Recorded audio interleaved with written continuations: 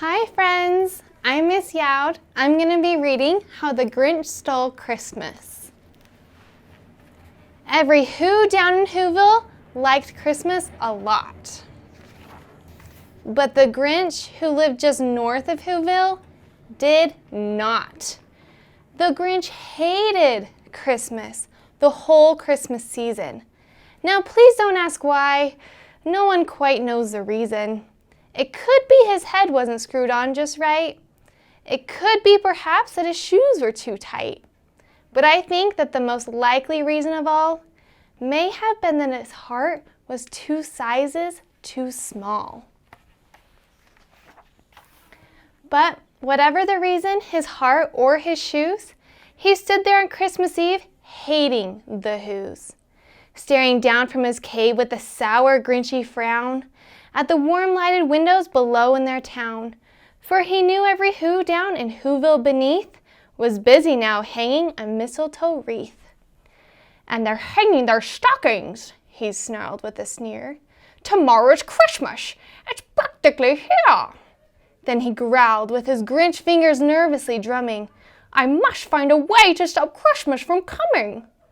For tomorrow, he knew, all the Who girls and boys would wake bright and early. They'd rush for their toys. And then, oh, the noise! Oh, the noise, noise, noise! That's one thing he hated. The noise, noise, noise, noise. Then the Whos, young and old, would sit down to a feast, and they'd feast, and they'd feast, and they'd feast, feast, feast. They would feast on Who pudding and rare Who roast beast, which was something that Grinch couldn't stand in the least. And then they'd do something he'd like least of all. Every Who down in Whoville, the tall and the small, would stand close together with Christmas bells ringing. They'd stand hand in hand, and the Whos would start singing. They'd sing, and they'd sing, and they'd sing, sing, sing. And the more the Grinch thought of this Who Christmas sing, the more the Grinch thought, "I must stop this whole thing. Wow, for 53 years I've put up with it now. I must stop this Christmas from coming. But how?" Then he got an idea. An awful idea. The Grinch got a wonderful, awful idea. "I know just what to do," the Grinch slapped in his throat, and he made a quick Santa Claus hat and a coat. And he chuckled and clucked, "What a great Grinchy trick! With this coat and this hat, I look just like Saint Nick. All I need is a reindeer." The Grinch looked around, but since reindeer are scarce, there was none to be found. Did that stop the old Grinch? No. The Grinch simply said, "If I can't find a reindeer, I'll make one instead." So he called his dog Max. Then he took some red thread and he tied a big horn on the top of his head. Then he loaded some bags and some old empty sacks on a ramshackle sleigh, and he hitched up old Max. Then the Grinch said, "Get up!" And the sleigh started down toward the homes where the Whos lay a snooze in their town. All the windows were dark, quiet snow filled the air. All the Whos were all dreaming sweet dreams without care. When he came to the first little house on the square, there stood "Stop number 1," the old Grinchy Claus hissed, and he climbed to the roof, empty bags in his fist. Then he slid down the chimney, a rather tight pinch. But if Santa could do it, then so could the Grinch. He got stuck only once, for a moment or two. Then he stuck his head out of the fireplace flue, where the little Who stockings all hung in a row. "These stockings," he grinned, "are the first things to go." Then he slithered and slunk with a smile most unpleasant around the whole room, and he took every present. Pop guns and bicycles, roller skates, drums, checkerboards, tricycles, popcorns, and plums. And he stuffed them in bags. Then the Grinch, very nimbly, stuffed all the bags, one by one, up the chimbley. Then he slunk to the icebox. He took the Who's feast. He took the Who pudding. He took the roast beast.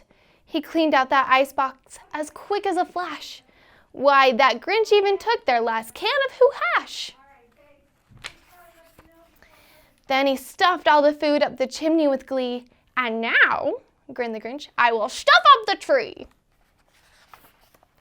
And the Grinch grabbed the tree and he started to shove when he heard a small sound like the coo of a dove. He turned around fast and he saw a small who, little Cindy Lou Who was not more than 2.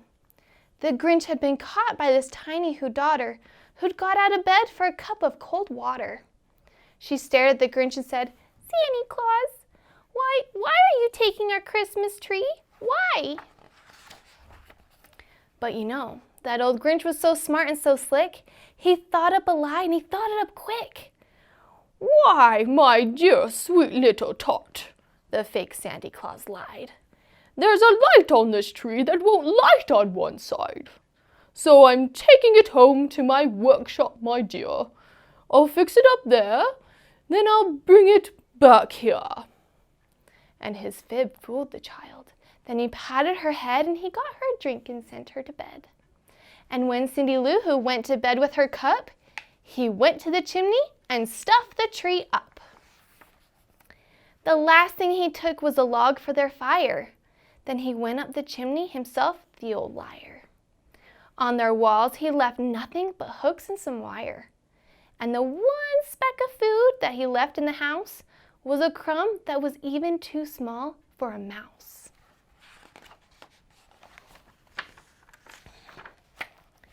Then he did the same thing to the other Who's houses, leaving crumbs much too small for the other Who's mouses.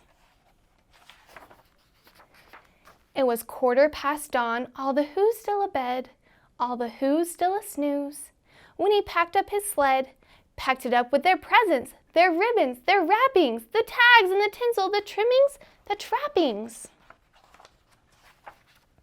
3,000 feet up the side of Mount Crumpet, he rode with his load to the tip-top to dump it.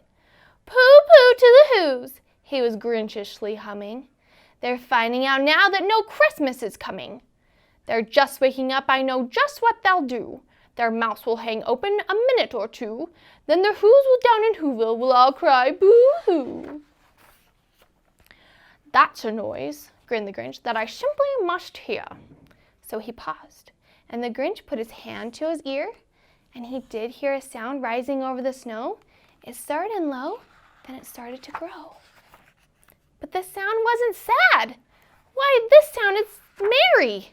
It couldn't be so, but it was merry, very. He stared down at Whoville. The Grinch popped his eyes. Then he shook. What he saw was a shocking surprise. Every Who down in Whoville, the tall and the small, was singing without any presents at all. He hadn't stopped Christmas from coming. It came. Somehow or other, it came just the same. And the Grinch, with his Grinch feet ice cold in the snow, stood puzzling and puzzling. How could it be so? It came without ribbons. It came without tags. It came without packages, boxes, or bags. And he puzzled 3 hours till his puzzler was sore. Then the Grinch thought of something he hadn't before. Maybe Christmas, he thought, doesn't come from a store.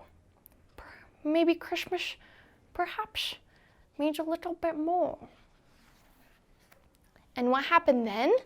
Well, in Whoville they say that the Grinch's small heart grew 3 sizes that day.